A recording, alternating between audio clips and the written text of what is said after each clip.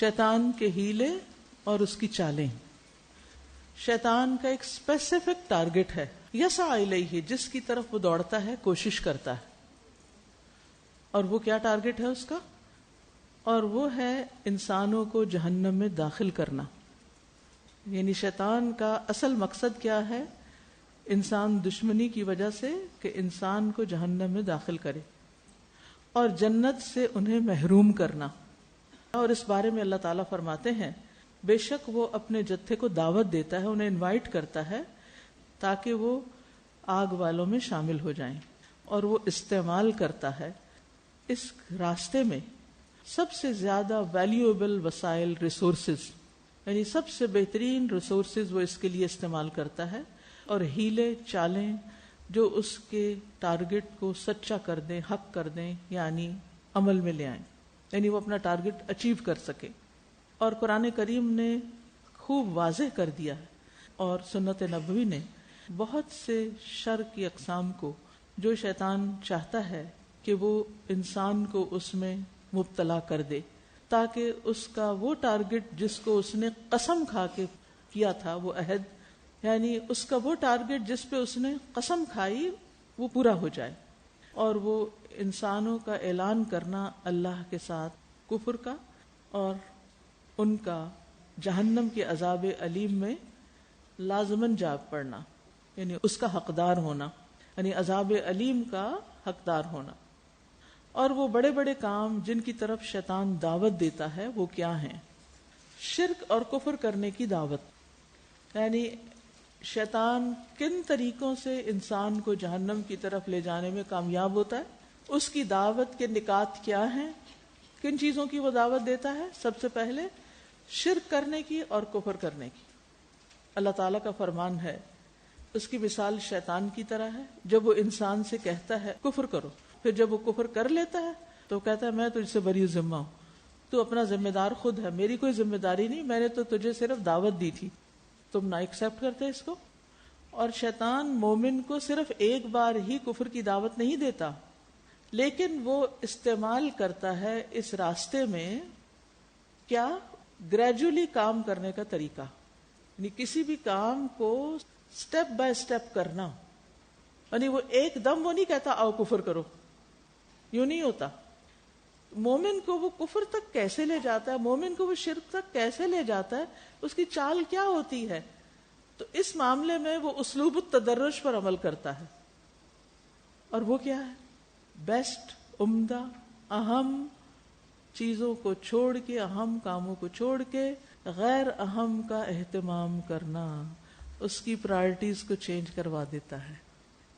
اللہ نے ہر انسان کے اندر ایک خاص صلاحیت رکھی ہوتی جس کے ذریعے وہ بہت آگے جا سکتا ہے، لیکن شیطان کی چال کیا ہوتی ہے کہ اسے اس کی اس خاص چیز سے ہٹا کے غیر ضروری، کم ضروری، غیر اہم چیزوں میں مشغول کر دیتا ہے، مصروف کر دیتا ہے. یہ سب سے پہلے یہ کام کرتا ہے. اللہ سبحانہ وتعالیٰ نے نماز کی شکل میں بڑا زبردست کرائیٹیریا دیا ہے. کچھ چیزیں فرض کا درجہ رکھتی، کچھ سنت ہوتی، کچھ نفل ہوتی. اسی طرح ہماری صلاحیتوں میں بھی کچھ کام ہم سب سے اچھا کر سکتے ہیں، کچھ دوسرے درجے پہ، کچھ تیسرے درجے پہ. پھر اوقات کے اعتبار سے بھی جو روزے آپ رمضان میں رکھ سکتے ہیں وہ بعد میں پورا سال نہیں رکھ سکتے. 9 ذی الحج کو جو کر سکتے ہیں وہ 10 کو نہیں کر سکتے. تو ہر چیز کا ایک وقت ہوتا ہے، ہر کام کا ایک موقع ہوتا ہے. ان سب چیزوں کو جاننا، پہچاننا، صحیح ڈیسیژن کرنا اپنے بارے میں، دوسرے کے بارے میں، دس از ویری امپورٹنٹ. اور ہمارے انہی ڈیسیژنز پر شیطان حاوی ہو جاتا ہے. اس موقع پر وہ بہت تیزی سے کام کرتا ہے کہ ایک قدم ہم غلط لے لیں ذرا اور پھر وہ اس کے راستے پہ چل پڑیں. تو ہر فیصلہ کرتے ہوئے مجھے کہاں جانا ہے، کہاں نہیں جانا، کیا کرنا ہے، کیا نہیں کرنا، کیا اب کرنا ہے، کیا بعد میں کرنا ہے، کس چیز کا موقع آج ملا ہے کل نہیں ملے گا. ان ساری چیزوں سے ہماری لائف کی ایک ڈائریکشن بنتی ہے، ہمارا فیوچر بلڈ ہو رہا ہوتا ہے اس سے. تو شیطان کے وسوسے کیا ہوتے ہیں؟ ہمیں اپنا آپ بھلوا دیتا ہے. نسوا اللہ فانساہم انفسہم، انہوں نے اللہ کو بھلا دیا، اللہ نے ان کو اپنا آپ بھلوا دیا. جب ہم اللہ سے مدد نہیں لیتے، استخارہ نہیں کرتے، صحیح سمجھدار لوگوں سے مشورہ نہیں کرتے، اپنے ضمیر کی آواز کو نہیں سنتے، تو نتیجہ کیا ہوتا ہے؟ صحیح فیصلے نہیں کرتے. لہٰذا اپنی بہترین کوالٹیز سے بہترین کام نہیں لیتے، اپنے آپ کو ضائع کر دیتے ہیں. تو خود کو پہچاننا بے حد ضروری، اپنی صلاحیتوں کو جاننا بے حد ضروری، اپرچونٹیز کو جاننا بے حد ضروری. صرف خواہشات پہ نہ چلے، صرف وسوسوں پہ نہ چلے، کیونکہ شیطان ڈراتا ہے تم یہ نہیں کر سکتے، تم وہ نہیں کر سکتے. کتنے ہی لوگ ہیں جو بہت کچھ کر سکتے ہیں اور وہ یہی رونا روتے رہتے ہیں، نہیں مجھے ڈر ہے میں نہیں کر سکوں گی، میرا خیال ہے میں نہیں کر سکتی، مجھے لگتا ہے یہ نہیں ہو سکتا. بھائی کیوں کہتے ہو یہ؟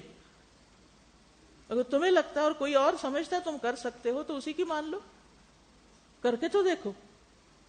جیسے بچوں کی تربیت میں یہ ہوتا ہے نا، جب آپ ان کو کہتے ہیں نا بیٹا یہ کھاؤ، نو نو نو نو مجھے یہ نہیں کھانا، میں یہ نہیں کھا سکتا، مجھے تو فلاں چیز چاہیے، جو اس کی جنک فوڈ یا جو بھی اس کی مرضی کی ہوتی. لیکن ماں کیا چاہتی ہے؟ بہترین چیز کھائے. ایسے میں پھر کیا کرنا چاہیے؟ پچھلے دنوں میرے ساتھ ایک بچہ رہا، میرا نواسا، کافی دن تک. تو میں بہت سی چیزوں میں اس کو آبزرو بھی کرتی رہی اور اس کو کچھ ڈائریکشن بھی دیتی رہی. تو جب ہم کھانے کی میز پہ بیٹھتے تھے تو وہ کھانا مختلف ہوتا تھا اور اس کو کچھ اور کھانے کی عادت تھی. تو بچوں کے لیے نئے کھانے مشکل ہوتے، تو جو چیز اس کے آگے کرتے یہ مجھے یہ بھی نہیں کھانا، مجھے یہ بھی نہیں کھانا. تو میں نے اس کو ایک بات سمجھائی اور مستقل اس بات پر میں رہی کہ بیٹا دیکھو، کسی چیز کو دیکھتے ہی صرف اس کی ظاہریت پر اس کا انکار نہیں کرتے، اس کو ٹرائی ضرور کرتے ہیں. آپ نے اس کو چکھا ہی نہیں، آپ کیسے کہہ سکتے ہیں کہ یہ مجھے پسند نہیں؟ جس چیز میں آپ نے ہاتھ ہی نہیں ڈالا، جس کو آپ نے منہ میں بھی نہیں ڈالا، اور جس کو آپ نے ٹیسٹ ہی نہیں کیا، جس کا آپ نے بینیفٹ ہی نہیں جانا، آپ اس کو دور سے کہہ رہے ہیں کہ نہیں چونکہ اس کی شکل مجھے پسند نہیں اس لیے مجھے چاہیے نہیں. صرف ظاہر پہ نہیں جائیں، کیونکہ مشکل لگ رہا ہے اس کا چبانا ہے، اس کا کھانا ہے، اس کا رنگ، یہ کچھ. تو صرف مشکل میں نہ پڑنے کی خاطر ہم کہتے ہیں وہ جو ایزی وے ہے، کمفرٹ زون ہے، اس میں رہیں. یہ بھی شیطان چاہتا ہے ہم سے، ہم آگے نہیں بڑھتے. پھر میں نے اس کو آہستہ آہستہ ٹرائی کرانا شروع کیا اور الحمدللہ وہی چیزیں جو دور سے کہہ رہا تھا کہ نہیں، اس نے ٹرائی کرنا شروع کر دی. سب مائیں ایسے ہی کرتی ہیں نا، بچوں کو جب شروع میں کھلاتی. میرے استاد تھے شیخ سعید، تو ہم اکٹھے پڑھتے بھی تھے اور بعض اوقات اکٹھا کھانا بھی کھاتے تھے. تو جب کھانے کا وقت ہوتا میں اپنی بیٹی کو گود میں لے لیتی تھی، تو میں اس کو مرچوں والا کھانا بھی تھوڑا تھوڑا کھلاتی. تو وہ مجھے کہتے کس طرح تم بہت ظالم ماں اپنے بچے کو مرچیں کھلاتے. میں کہتی اگر ابھی نہیں کھائے گی تو بڑے ہو کے نہیں کھائے گی. مجھے اس کو عادی کرنا ہے کہ جس ماحول میں ہم رہتے ہیں، جو کھانے ہم کھاتے ہیں. کیونکہ میں نے کچھ بچوں کو دیکھا تھا کہ وہ چینی سے ہی روٹی کھا رہے ہوتے ہیں اور مائیں ہر چیز میں میٹھا گھول کے دے رہی ہوتی ہیں. بچہ نہیں کھاتا، اس کو میٹھا کر کے کھلا دو. صحیح کھانا کھانے کی عادت نہیں پڑتی، کیونکہ وہ ان کو مرچیں کھلا نہیں سکتی، کیونکہ بچے کو مرچیں لگ جائیں گی. تب آپ دیکھیں کتنا ظلم ڈھا رہے ہوتے ہیں ان پر، اگر ہم ان کو جس فوڈ کو ہم کھاتے ہیں عام طور پر اس کو کھانے کی عادت ہی نہ ڈالیں. تو کہنے کا مقصد یہ تھا کہ بہت سی چیزیں جو ہم کر سکتے ہوتے ہیں، ہمارے اندر وہ صلاحیت ہے، ہم کیوں نہیں کرتے؟ شیطان کے وسوسوں میں آتے اور اس سے غیر ہم چھوٹے درجے کے معمولی کام، آسان کام، سہولت والے کام، خواہش پر مبنی کام وہ کرتے رہتے ہیں اور سوچتے ہیں بڑے بزی ہیں، بڑے مصروف ہیں، حالانکہ اصل میں اپنے آپ کو گنوا ہی رہے ہوتے ہیں، اس سے بہتر کر سکتے ہیں.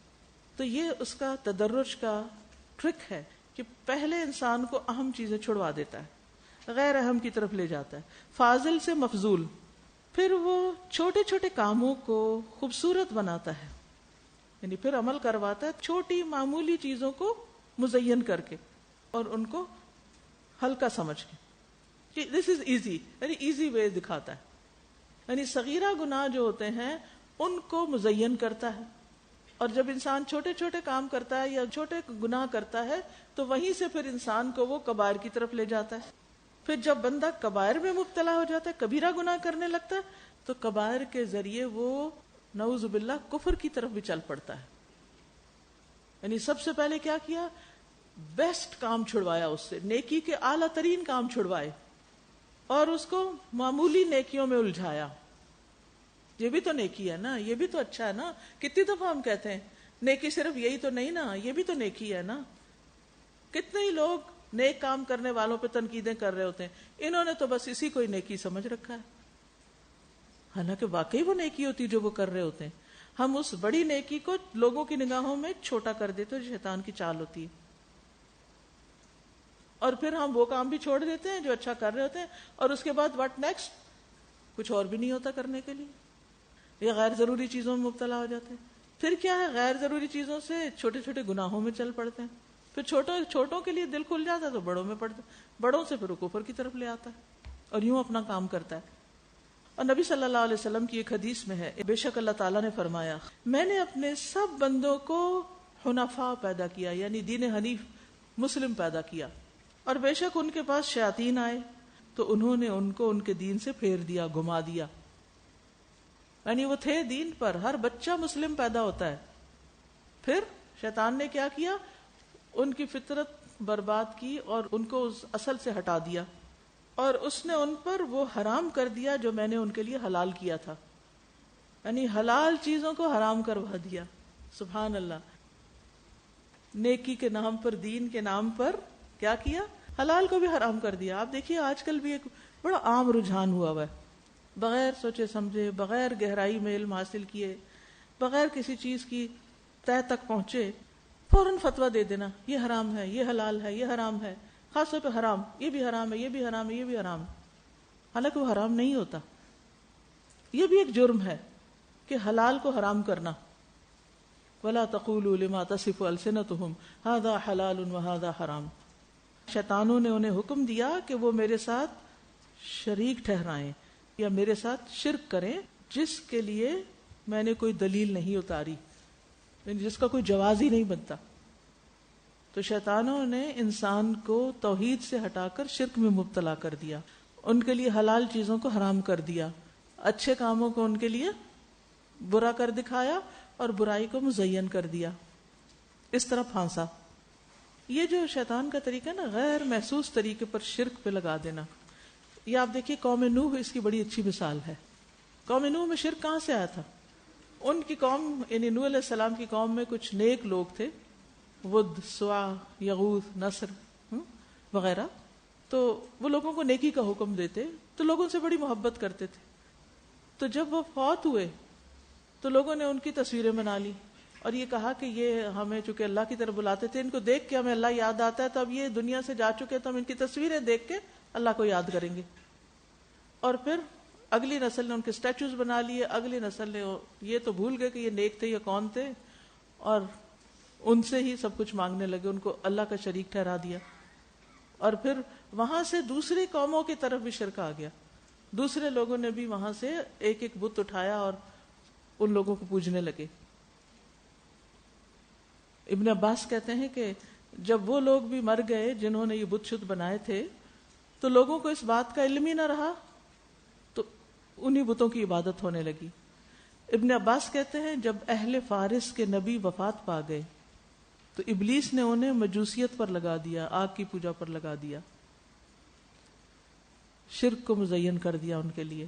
سورۃ النمل میں ہدہد نے کیا کہا تھا؟ میں نے یہ دیکھا کہ وہ خود اور اس کی قوم اللہ کو چھوڑ کر سورج کو سجدہ کرتے ہیں، اور شیطان نے ان کے لیے ان کے اعمال مزین کر دیے، بس انہیں اصل راستے سے روک دیا تو وہ ہدایت نہیں پاتے. ایک پرندے کو یہ بات پتا تھی کہ یہ غیر اللہ کو جو سجدہ کر رہے ہیں، سورج کو جو سجدہ کر رہے ہیں، یہ دراصل ان کو شیطان نے سجھایا ہے.